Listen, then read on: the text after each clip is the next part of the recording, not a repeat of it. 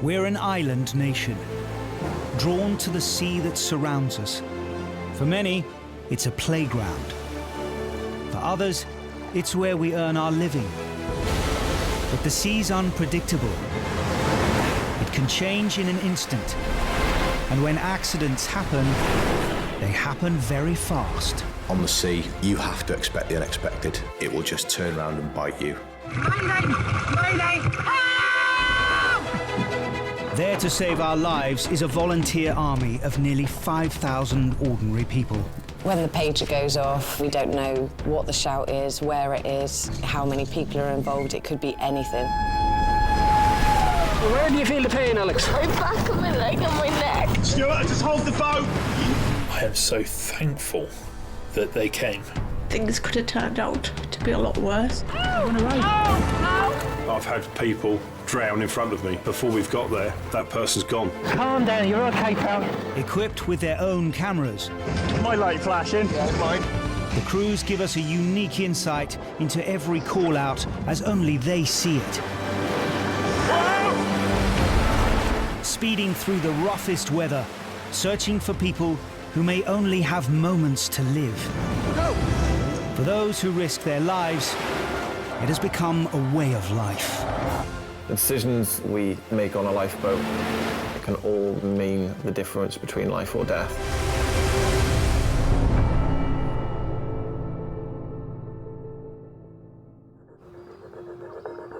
There are 238 lifeboat stations around the UK and Ireland. But the busiest of the lot isn't on the coast. It's slap bang in the centre of London, nestled on the banks of the Thames near Waterloo Bridge. I think that most people don't understand the Thames at all. It's a very, very powerful, dangerous river, and most people just see it as, you know, the brown, muddy river that's flowing through London. I don't think anybody really appreciates, looking at it from the bridges, how dangerous it can be. The tower crew know every inch of the 16 miles of river they patrol, all the way from Barking to Battersea. The Thames is the lifeblood of the city, and when something goes wrong, the whole river pulls together as a team. There's a huge river community. At the station, we pride ourselves in being part of that community. There's a lot of camaraderie between the different operators, a lot of banter as well. But when things happen on the river, that community, it pulls together and it helps achieve the best outcome for whoever's in trouble. Tower Station is manned 24 hours a day, ready to launch within 90 seconds all year round. Summer is peak season on the river. A call comes in from the Coast Guard. 8 miles downstream in North Greenwich, a man has fallen into the water. When we've got a person in the water, that just raises everyone's game a little bit, because they are the people where every second does count. I mean, I've had people drown in front of me, you know, 50, 100 metres away. I've seen someone in the water and we've been going to them at full speed. And then before we've got there, that person's gone. The crew are using the fastest boat in the fleet, the 870 horsepower E-Class.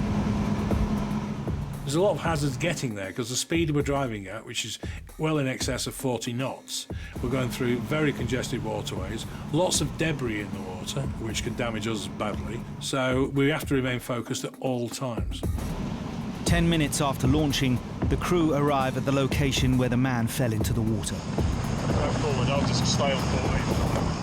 A clipper, one of the river buses that works on the Thames, has heard about the incident on the radio and is already on the scene. Can you point at him? We couldn't actually see where the casualty was, and it became apparent that the casualty was on the other side from where we were, quite close into the shore. Do you want to get the first aid kit? Ian, the crew's paramedic, boards the vessel. Come round the other side. The man is being kept just above water by two sisters working on the clipper. Right. Go round the other side, but he's too heavy to pull. Between all of us, we might be able to get him out. I'm sorry, I haven't got No, you're fine. We was out of service, just getting ready to go on break, and then we get the call that we need to go and help. Oh, you all right? When I first saw him, he was unconscious. In the life ring, he was face down, so it was quite hard to see what state he was in. They'd managed to get hold of his clothing, but I think they were very exhausted. We physically couldn't reach down and grab the person from the water. It was so hard, both of us couldn't lift him together. That's it! Between the three of us, we all tried to drag the gentleman onto the clipper boat, but he was just too heavy and too much of a dead weight. Helm Stewart must get the lifeboat in the narrow gap between the larger vessel and the shore. Aye, just nice and easy, Stu. Aye, just hold him there. We went alongside best we could because the boat was moving, obviously. And the last thing we want is to crush the casualty with 5.5 tons of boat. Gently, gently, gently. Aye, aye.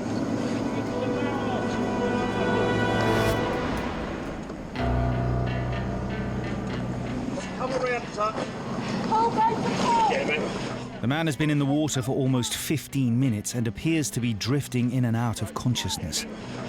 Let's put Paul back! Right, mind his head. The water temperature is just 15 degrees Celsius, and hypothermia may be setting in. If somebody's not trying to take their face out of the water, they're pretty poorly. Just stay in the line for a minute. I've got you. Come with me. Stuart, just hold the boat. All right, mate, we've got you. Ready? Don't worry. 1, 2, 3, in. Go. As the casualty is dragged aboard, he starts coming round.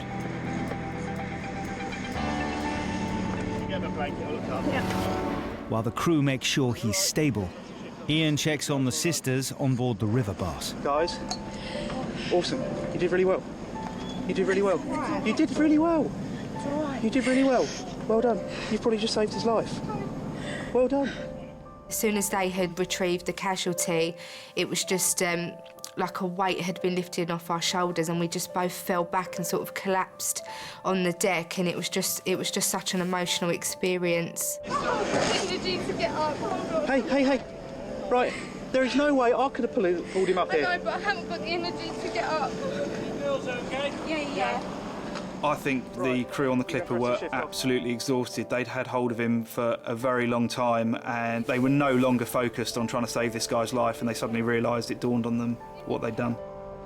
I think when you have someone whose life is in your personal hands, the emotional release is horrific. So I understand, we've been there. Yeah. Right, you can have the rest of the shift off. Good girls, well done. Said to them, well done, and then we're gone because we've got to get this guy to a pier and get him to the ambulance. Hello, mate. Have you had any alcohol, drugs? I was just drinking. Just drinking? What were you drinking? Just beer, mostly. How much? About 6 pints. Okay. The man in his 20s had been trying to climb around a pier when he slipped and fell. Did you hurt yourself at all? Once we got him on, he sort of come to life a little bit. Yeah, he was very cold, very wet, but he was in actually good spirits. You are bloody lucky that Clipper saw you. Very enjoyable, you guys. Thanks, well. No, it's fine. It's what we're here for. Holly and that Clipper crew saved that guy's life. He was so poorly when he was in the water. I think had they not held on to him, I'm pretty certain he would have drowned. Probably didn't realise at the time how much effort had gone into saving him, and he probably still doesn't know to this day.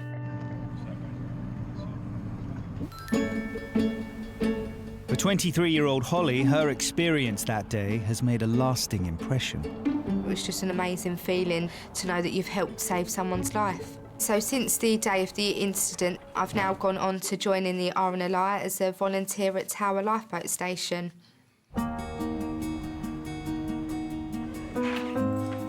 One day, one of our new crew members turns up and it was young Holly from that job.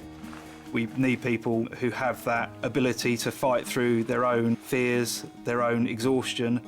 That is absolutely the sort of person we need in the RNLI. It's been going great. I think I've settled in quite well. Teamwork means a lot to me. Everyone's so lovely. It's like being part of a family.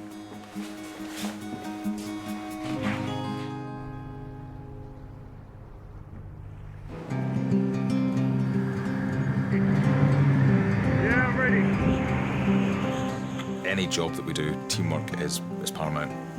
You can't have eyes on the back of your head. We've all got to look out for each other's safety at all times. Get ready to jump off. You need to be able to rely on your crew and know that they've got your back. Go! We all come from different walks of life, different backgrounds, different personalities.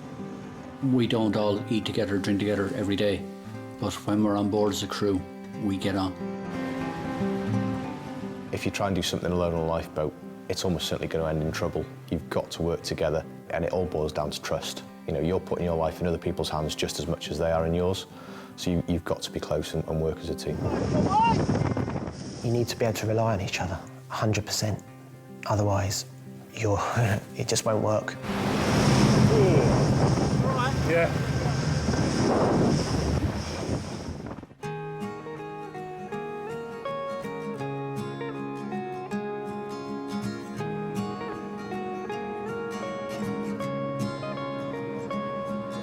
One of the most remote lifeboat stations is in Trearddur Bay, a small seaside resort on picturesque Holly Island, just off the northwest coast of Anglesey.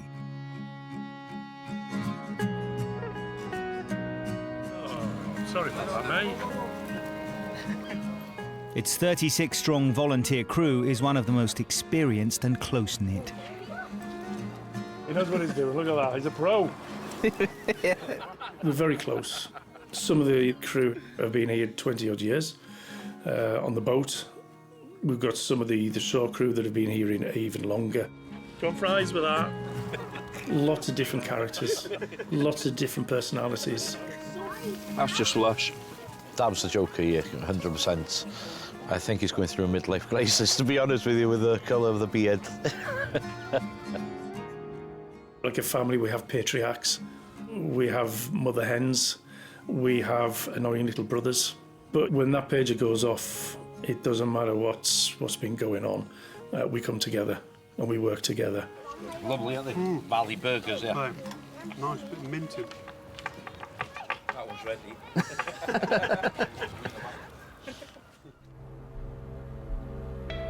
The stretch of rugged coastline that the crew look after has a dark undercurrent, which keeps them busy all year round. They average around 50 call-outs annually. It can be a very dangerous place. We've got reefs, tidal races, sheer cliffs. It's not really a place to be out at sea unless you know the area. We've got some very high cliffs along the coast of Anglesey, and if you stray too close to the edge, there's always that risk that you could fall off, get badly hurt, or even worse.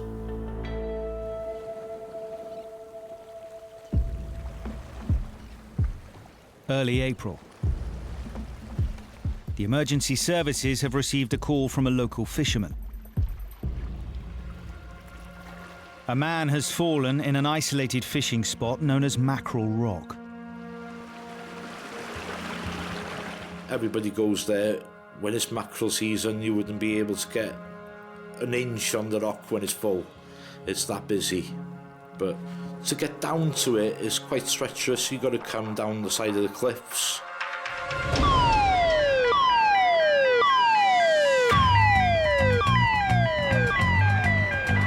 Both of the station's inshore lifeboats are mobilised. The Atlantic 85 B-class and the smaller, more manoeuvrable D-class, ideally suited to shallow water and rocky outcrops. In taking people off rocks, the D-class is all rubber, so you can just basically throw that up on the rocks. The Atlantic can be damaged, it's fiberglass. But we always launch the Atlantic first because it gets there quicker. Because of the seriousness of the incident and the tricky location, the Coast Guard has requested a helicopter to airlift the casualty to hospital. But the helicopter was busy up in the mountains, saving someone else. So the only way of extracting that casualty off the rocks was in the lifeboat.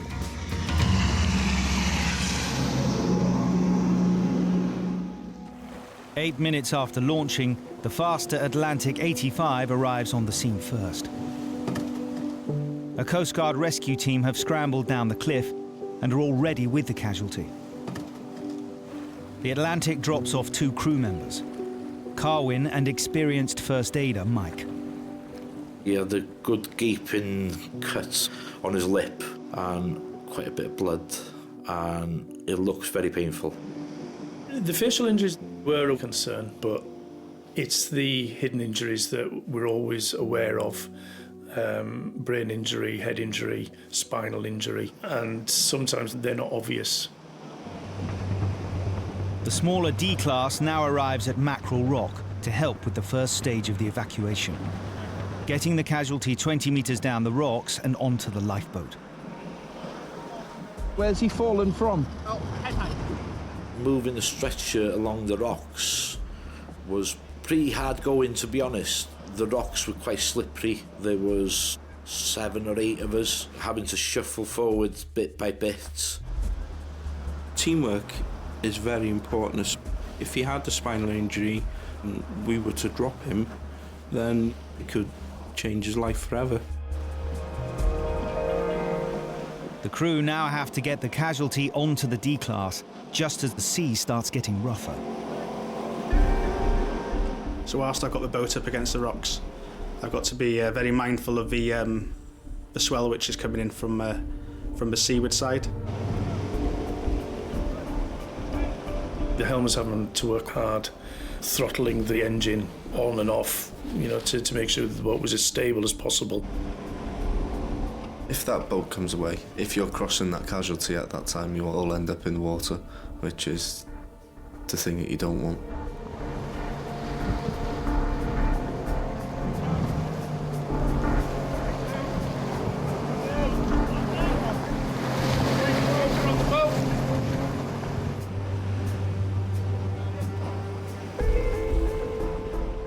Once we got the casualty on board, there is a huge sense of relief, but we by no means can relax at that point. To get the casualty back to shore as quickly as possible, the crew decide to put him on the faster Atlantic 85. The next bit of a hairy one is from the little boat to the big boat. Okay, after 3, lads, yeah? Who's calling it? 2, 3, lift! You could see that he obviously really hurt his face, but the major worry was that he was having pains in his legs. Go! Every part of the movement of a casualty will stop and reassess as he deteriorated. Are there any other warning signs that we need to be aware of? Is he getting better? And part of that is to tickle the feet or take a pulse around the feet area. We had to cut down that side of his trackies, but the thing was, he's asked, can they please stop touching my feet? I hate people touching my feet.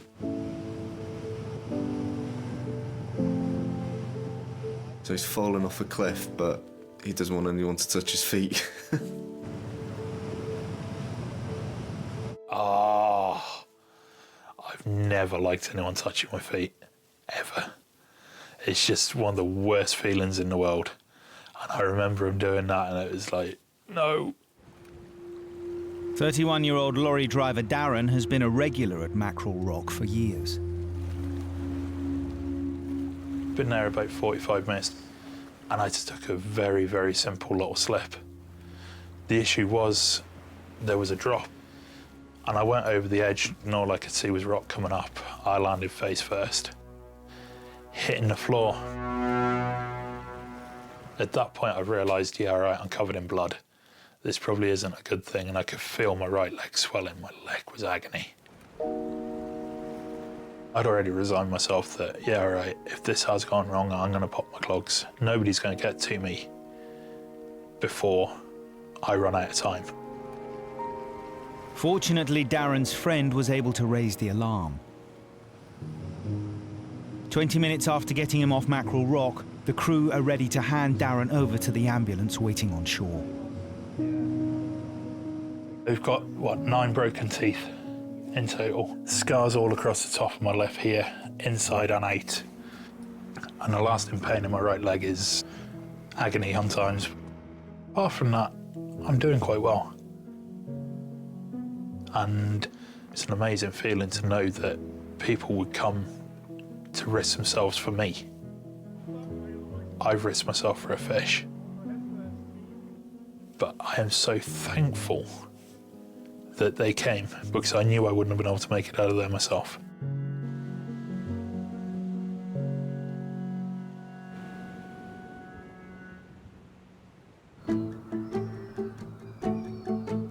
"300 miles and a world away from sleepy Trearddur Bay is the bustling seaside resort of Brighton. Vibrant, colourful and always up for a party, the city attracted almost 10 million day trippers last year. It really does have something for everyone. You get people coming down for all kinds of reasons. It's a great place to come for a romantic weekend. It's a great place to come for stag do's, for hen do's. It's a great place to come with just a couple of friends for the day, with a family. You know, you can go down onto the beach and have an ice cream and have a splash around. It's definitely a giant playground for a lot of people, and unfortunately some people don't have too much fun because we get called out to them. One of Brighton's biggest attractions is the famous Palace Pier, stretching over 500 metres out to sea. You do get people who are mucking around on the pier. When the tide's out, you haven't got a lot of water underneath it. There are also sort of obstacles down there, so there are all sorts of things that can go wrong with that. Also, the end of the pier is probably quite a lot further out from the beach than people really realise. It's very easy to walk to the end of the pier. It's a whole different kettle of fish to swim back to the beach.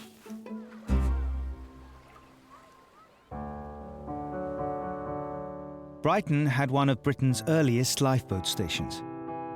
Set up in 1824 by the National Institution for the Preservation of Life from Shipwreck, the forerunner to the RNLI. But funding was withdrawn in 1931, and Brighton was left without a station. Then, 40 years ago, the city's life-saving heritage was resurrected with a new home in the recently built marina.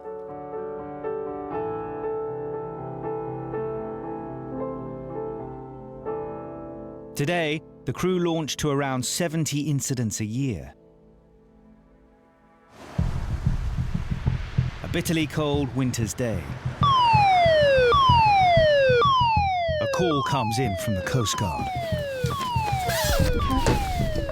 A man has climbed over the railings at the end of Palace Pier.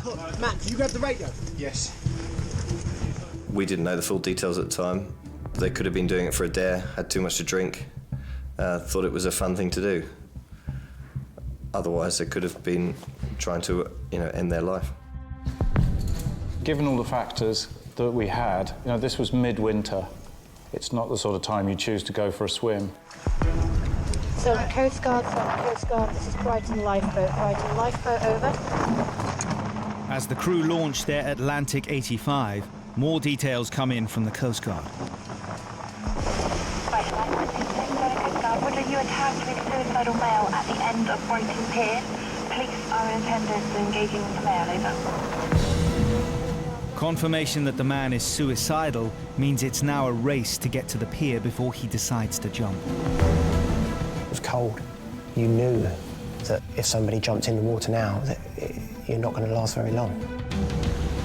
A few seconds will make the difference between life and death. The main thing is just please be okay, don't be in the water, just wait even, do you know what I mean, until we get there. At 35 knots, it only takes 3 minutes for the crew to reach the pier. As they approach, they spot the man holding on to the railings. Yeah, he's just right at the very end, isn't he? See him? He's right on the end. The crew are trained to deal with all manner of incidents. Any case involving someone threatening to take their own life requires a very different mindset. There are so many pressures to it, because obviously you know that this person's in a really horrible and isolated situation. Don't know what's going on in their head. Are they just going to walk away and it's all okay, or are they going to jump? You just don't know. He's right on the end. The crew keep out of sight, a discreet distance away. Lieutenant Coast Guard Brighton Lifeboat. We are on scene and hidden from the casualty. There's always a chance that somebody who's on the edge of a decision sees a big orange boat coming and has a panic. It's a very sensitive moment when someone's threatening to jump because they're trying to end their life and we're trying to stop that from happening. That's what we're there for. With an incident involving a suicidal casualty, the crew must carry out an important last-minute safety check. We put the knives away on the boat because if they've just attempted to take their own life, the last thing we want is anything on the boat that they could actually injure themselves with. Can you confirm that the casualty is on the west side, over? A few minutes after the crew arrive, their worst fears are realised. He's in the water! Go, go, go! The man on the pier jumps and falls 10 metres into the water below. We saw him go, and we went. We went quickly. Come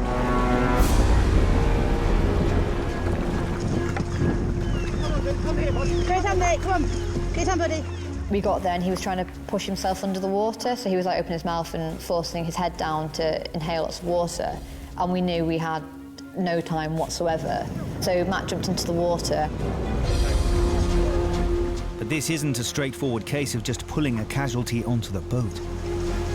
In your head, you always think when you turn up to rescue someone, they're going to be jumping in the boat, crying out for help, but obviously that's not always the case.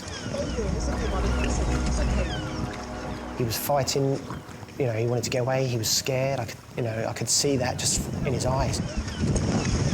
What I was thinking was just grab hold of him, because I just had this vision in my head of him just vanishing and then not being able to find him. We'll grab him, I've got you.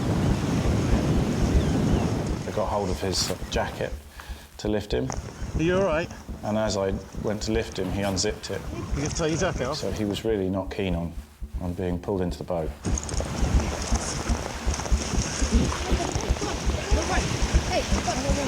It's okay. Hey, don't worry.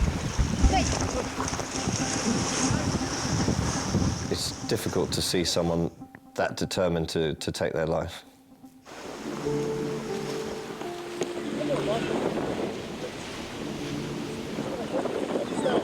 I feel like when Matt spoke to him in the water, it was a proper turning point. I just tried to calm him down. I just tried to say, listen, it's okay. And I said, you know, let's just get you out of the water. Right, buddy, come on. He was like, look, work with us, you know, accept this. And he changed. 1, 2, 3. He was a young guy.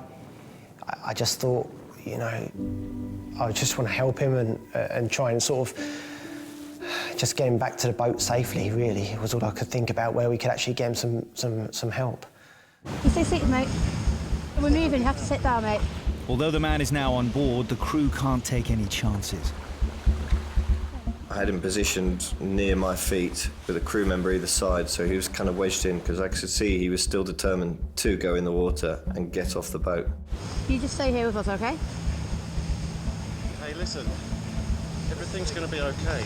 It's OK, We're all mate. here. This is what we do. This is dude. We're here to look after you. That's why we're here. So I just raised up a bit and put my body weight on top of him, clamped my arms around him a little bit tighter, and spoke reassuringly in his ear, saying, look, you know, it's okay, you really don't want to get back in the water. And then he did calm down. There's nothing bad's going to happen now. We're all just going to look after you. That's it. It's going to be OK. You shouldn't feel worried or embarrassed or anything like that. It is a relief. They've sort of changed already from that moment of madness to coming back to normality, really. 15 minutes after jumping into the water, the man is brought safely back into the boathouse. It doesn't really make any difference as the reason why someone's in the water. It doesn't really change what we have to do. We have to get to that person and make sure that they're safe. It felt good saving him. He seemed like a really nice person, very intelligent, and I think it was just a bad moment for him. The crew hand the man over to a waiting ambulance to be taken to hospital. Good job, you did amazing, mate. Well done. I think this shot definitely affected me. But I think I'm human. No one can go to a suicide attempt and be like, oh, that's all right. No one. We rely and trust each other as a crew, you know, to be there for each other, to look out for each other. And after any incident, you always have a chat about how everyone's doing and if everyone's okay. And, you know, you go home. Luckily, my wife was at home and my baby was at home, so I got home, gave her a big kiss, gave him a big cuddle, and just sort of, you know, felt blessed to be with them, to be honest with you.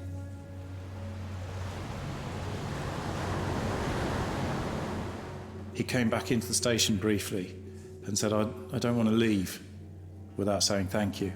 And he came over and he shook my hand and I said, I'll see you again sometime, will I? And he went, what do you mean? I said, maybe you could come back down and have a cup of coffee, you know, like when you're feeling okay. And he said, yeah, okay then. I said, is that a promise? And he went, yeah, that's a promise. And then he left. And then I started smiling.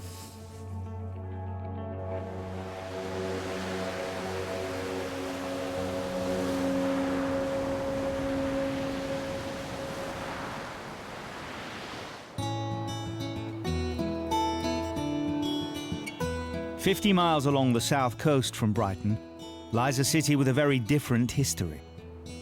Boasting a proud naval heritage that dates back to Roman times, Portsmouth is home to the Royal Navy and the world's most renowned historical dockyard. Today, the shipping lanes that stretch out into the Solent are some of the busiest in the world. We can be tasked to anything from a small kayak to a 60-foot sailing yacht. Can be driving along beside an aircraft carrier 1 minute or a naval destroyer, and next moment we're alongside a humble 15-foot fishing boat. So yeah, you never quite know what to expect.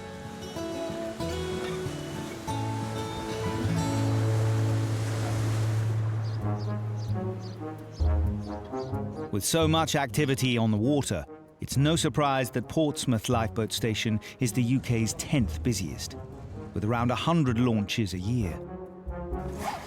We're just getting ready for the new sailing season, which is upon us now. In his 6 years on the crew, Neil has been involved in his fair share of them. The thing I love about my lifeboat work the most is the teamwork, it's the bonding and the real sense that you really are doing something positive. But last year, while off duty and out sailing with some other crew members, Neil became caught up in a drama of his own.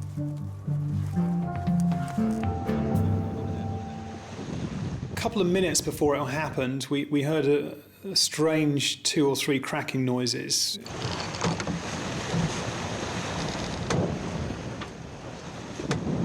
But because the boat was new to us, it wasn't something that I was overly worried about at the time.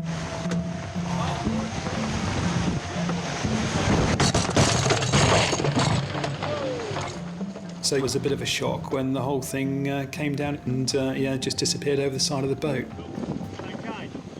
We went from doing about 12 to 14 knots to 0 knots in a heartbeat. The Coast Guard were alerted and Neil made an awkward call to the station. A phone call came in from one of our colleagues to say that he'd had a problem out on his boat. I said, guys, my master snapped, I need you to come and get me. There was a lot of laughing and joking from people at the station. I had to say, look, guys, this isn't a joke, you know, I really do need rescuing because I'm blowing out to sea now and we're going out with the tide and it's getting dark. They were all fighting over who could actually go out on the boat and rescue him. The crew headed out to rescue their fellow crew members, towing Neil's yacht back to shore. I got an inordinately hard time from the lifeboat crew, and yes, it went on for quite some time, and still does to this day, actually.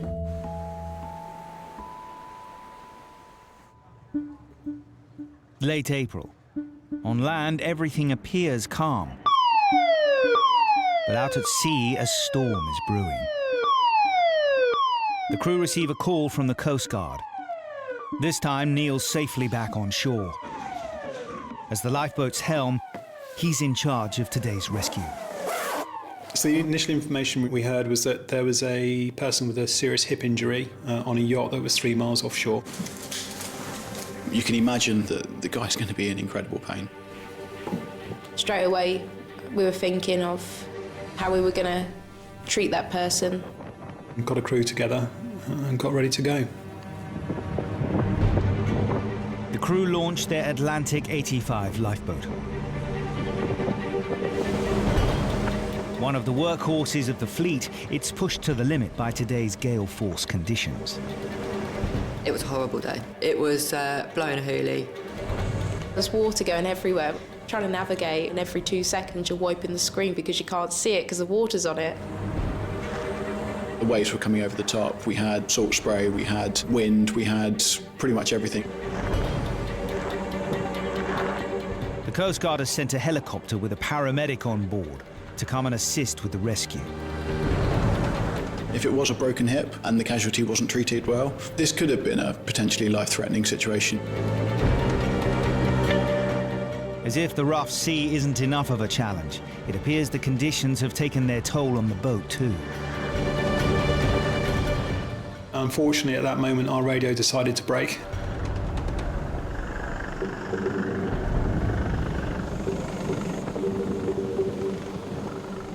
We couldn't hear anything that was being transmitted. When we're trying to talk to the helicopter, that's not a good thing. It's a very unusual situation to be in. The RNLI's equipment, the way it's tested and trialled, is very rigorous. We don't get things like that happen very often. 10 minutes after launching, the casualty's yacht comes into view. The pressure is now on the crew and the helicopter to come up with a plan, but without being able to speak directly. As we got closer to the scene, we very quickly understood, just from what we could see, that the helicopter couldn't winch down to the yacht. It was impossible in those conditions. The yacht was just pitching and rolling all over the place. So we drove over to the helicopter, we went underneath them, and via hand signals where they were able to communicate what they would like us to do.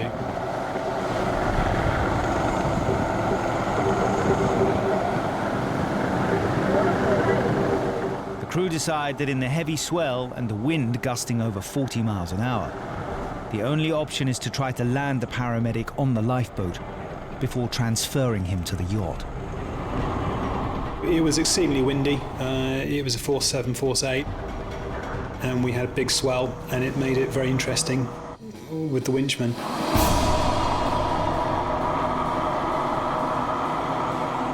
We were being thrown around all over the place, and with the helicopter overhead, there's a lot of noise, there's a lot of extra wind. Neil has to think about the safety of us and also the safety of the winchman that's coming down. The size of the waves coming at us, meaning that the lifeboat was decelerating, and which made it very difficult for the helicopter to keep speed with us. Every time that we slowed down in a wave, they were going further ahead of us. In these conditions, it's a dangerous maneuver. The winchman is being lowered 20 meters down onto a lifeboat just a few meters wide.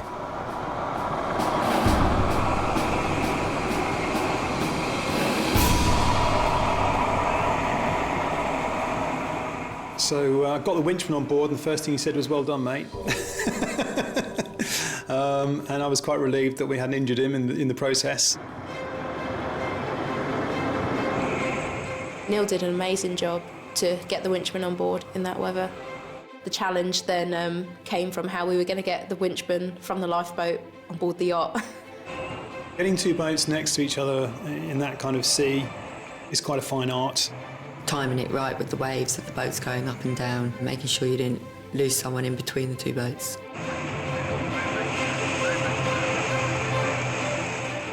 We aim for the main shrouds, put the lifeboat aside and steer into the yacht to try and pin it alongside. Try and make sure you're outrunning the waves that are coming behind you as well, so there's a lot of elements to take into consideration.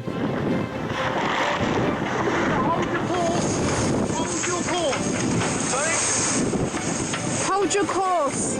The crew need the skipper to keep the yacht as steady as possible, to get the paramedic on board and assess his crewmate's hip injury. Just as you're going.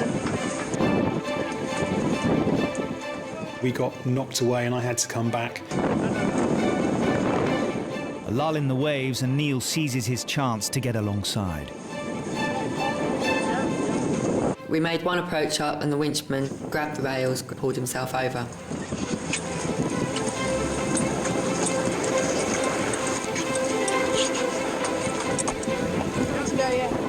Kim, an experienced first aider, also climbs on board. Thank you. Between them, they need to make a quick assessment of the casualty's condition. You alright? Nigel. Hi, Nigel. Hi. Yeah, I'm alright. How are you? In a lot. The casualty was definitely in a lot of pain when we first got to him. With your pain score, 10 being the worst you can imagine, 0 being no pain at all, where would you score it at the moment? At the moment where I'm resting like this, it's about 8. Okay. But when the boat moves, my legs move, we're up into the 9s and 10s. Okay. So every time it rocked him, it moved his hip and he was yelping in pain. Are you allergic to morphine at all? I'm going to give you some morphine, okay? He was putting on a brave front, but we knew straight away that we needed to get some pain relief into him because he was not comfortable at all. You got it? Ooh. Sorry. Sorry about that. Bloody shit roller, right? Bloody long time. Are you alright? Take a deep breath. Sorry about that, sir. Don't worry. It's just as the bloody moved, the bloody shit roll. Don't worry. Don't worry. The casualty needs to be taken to hospital.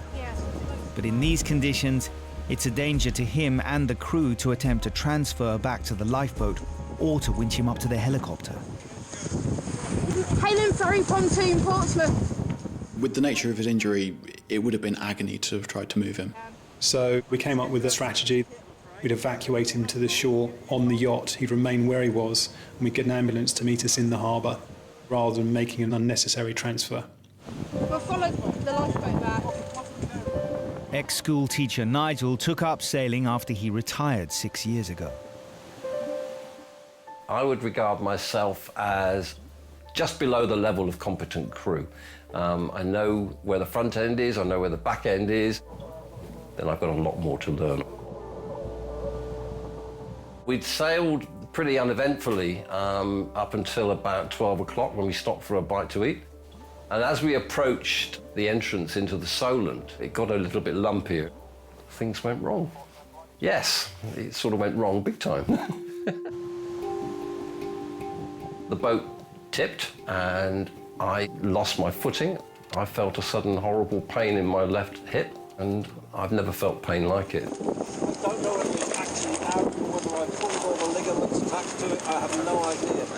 I was definitely worried for him. You could see that he was distressed, but you've got to keep calm yourself to make sure things work and things are successful. Once morphine has been administered, it's full steam ahead back to shore.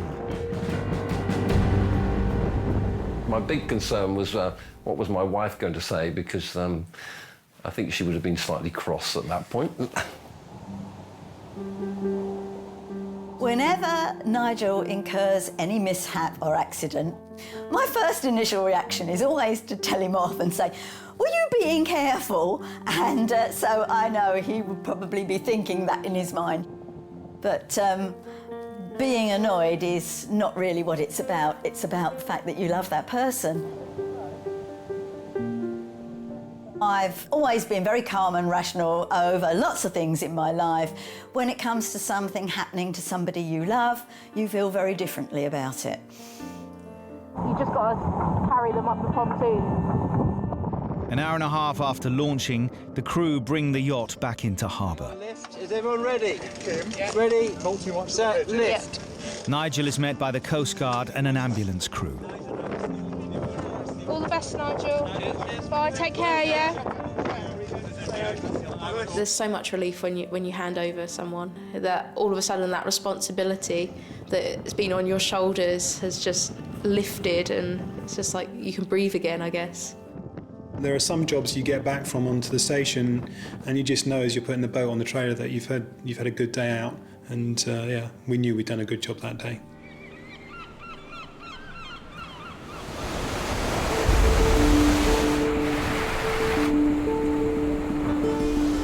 Lifeboat crews have to be ready for any eventuality. The initial training for a new recruit lasts 2 years, but the hands-on, day-to-day training never really stops. We train hard, we go out in all conditions to train, and we train for all circumstances, just so that we are prepared. You do develop new skills, and most people, it pushes them outside their comfort zone. Every day that you're down there, something is learned, something is reiterated, something is retried again or improved. Every day is a school day in the lifeboat service, as far as I'm concerned. But you still got to make sure you get it right on the day.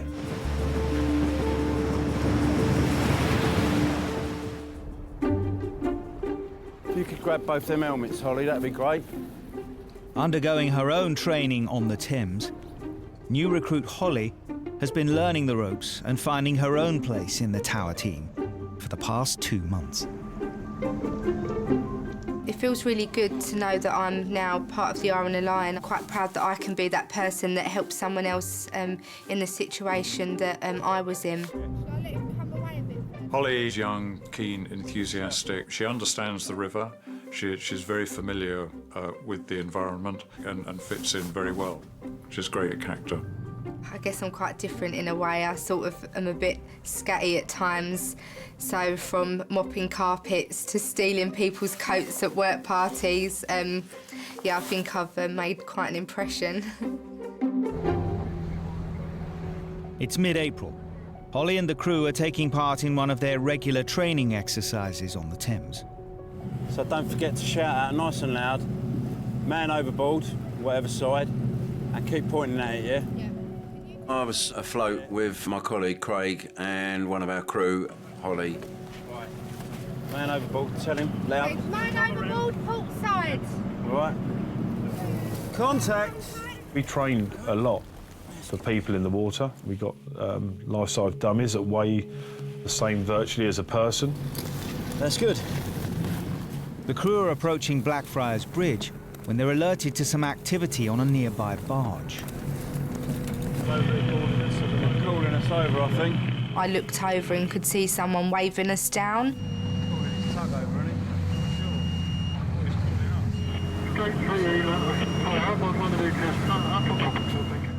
We get a lot of people wave at us, and so it's, you know, deciphering whether somebody's waving because they're in trouble, or they're waving because they're being friendly, or they're just waving because they're drunk. All right, mate.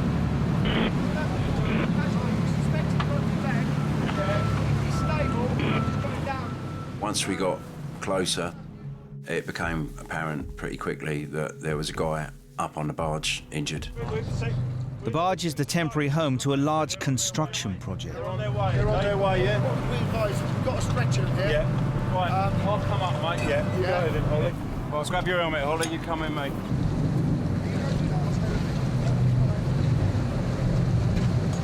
Just a minute, Steve. It felt quite overwhelming, going from a practice exercise to a massive scene where someone's potentially broken their leg, knowing that you need to get things right. It was explained to us that a crane was in operation. The heavy load swung round, and the guy tried to get out of the way, but it caught his trailing leg. The casualty was in quite a bad state. You could tell that he was in quite a lot of pain, but I tried to reassure the guy, making sure that he had water, and just kept trying to talk to him and make sure that he was okay. Be better off on the lifeboat, Steve. As the crew are out on a training exercise, they only have basic medical kit on board. They call Tower Station for backup.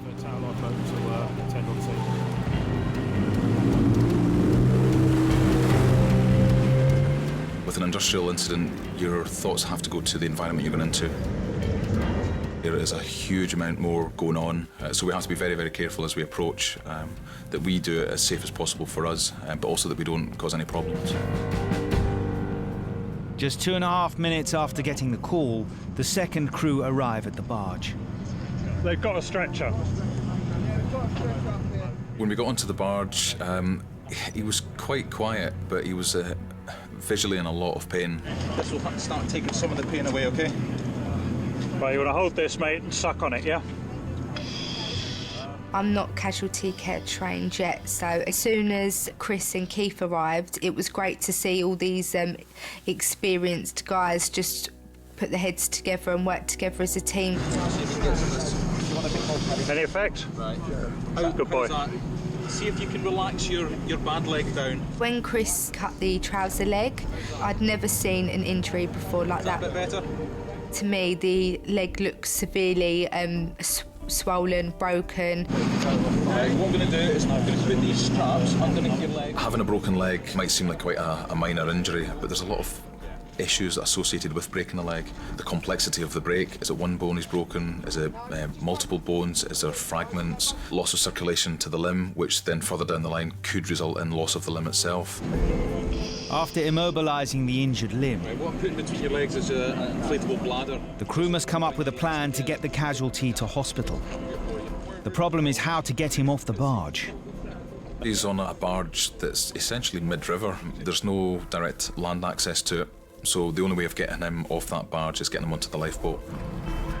Due to the serious nature of the injury and the height from the barge to the lifeboat, the crew decide to transfer the casualty by the best means available. The crane that caused the injury in the first place. They're going to crane it down into the boat. Yep, you go. Go. Lifting the casualty from one floating platform to another is such a delicate operation. The crew want to ensure that any activity on the river is reduced to a minimum. The Thames is controlled by the Port of London Authority. They control who comes on the river, who goes off the river. The good thing about that is that we're able to approach them, so call them up on the radio and say, hey, we've got an ongoing incident, we really need people to reduce their wake, slow down, and make the water as calm as possible so we can deal with it appropriately.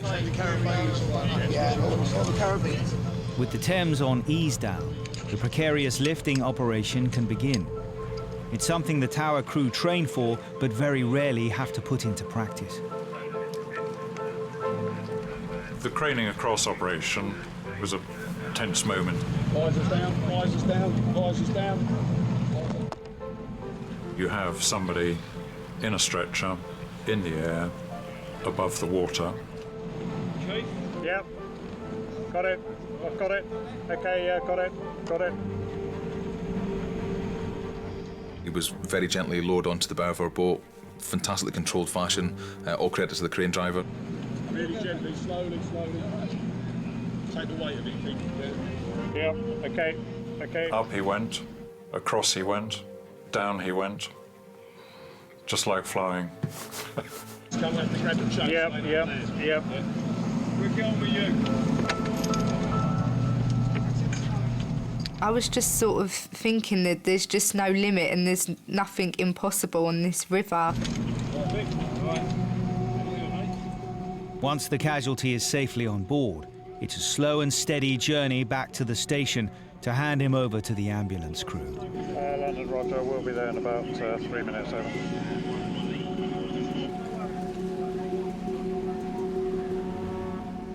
It felt really strange in the stretcher, going up with the crane, being the actual lift. I've done loads of lifts in my life, but I've never been the lift. If Mick wants any water. Mick has been working in construction since he left school. He's what's known in the trade as a slinger. His job is to direct the cranes working above him. Slinging can be a dangerous job, very dangerous. If you don't get things right, accidents happen. Because my training tells me to check the lift before it goes any further, I walked up to it to have a look, make sure it was safe. The load swung about 6 to 8 inches. It hit me on the inside of my left leg, just below my knee, and on the outside of my leg was a pipe, and it bounced my leg off the pipe, and that's when the damage was done. And the bloke I was working with said, I think your bones just broke. I knew straight away I was in trouble. London, this is 2, there's a back alongside. If you've got an ETA for the ambulance, it's over. To start with, the pain was bearable. And as the minutes were ticking, the pressure got more and more, and the pain got more and more. and it was going down my leg, into my left foot, all down my left calf, my shin, and it just become so bad, it was undescribable, really. Ready, set, lift. 30 minutes after the accident, the crew pass Mick to the waiting paramedics before he's rushed to hospital. You go. One surgeon did say to me, after he'd seen the scan, let's see if we can save your leg. For him to say, let's see if we can save your leg, was very, very worrying. It turned out that Mick's leg had been crushed rather than broken. After emergency surgery to save the leg, he faces a long layoff, but the prognosis is good. I'd say he was quite lucky because there was no way for anyone to get to him by the road. And if there wasn't a lifeboat to access him by water, then he could have been a lot worse. We've done a lot of scenarios based around this exact type of casualty. And in my 20 years lifeboating, this is the first time I've actually ever lowered a live casualty onto my lifeboat. Thank God it happened and went the way that we wanted it to go.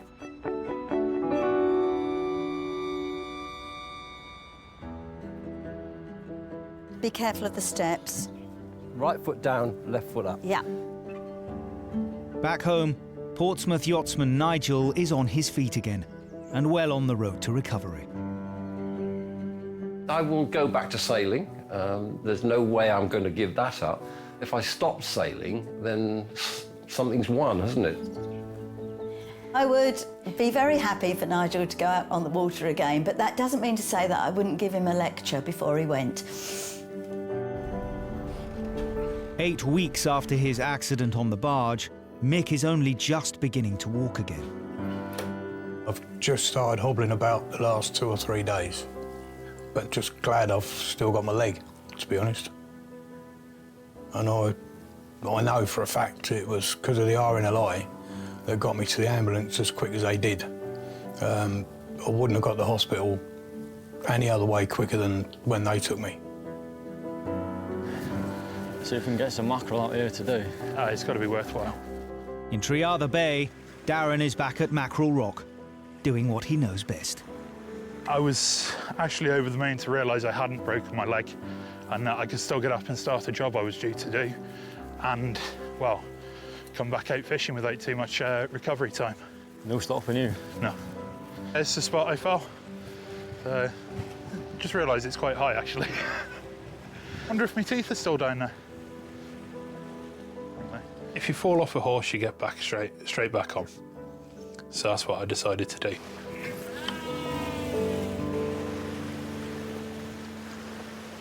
I just thought straight away either the yacht is going over or people are going to be in the water. We knew that we might not have been going home that night. When you enter the water, the body goes into shock. How are you doing? It's extremely cold. You start to panic. Some severe shakes on. I've never experienced anybody suffer as much as that lady did that day.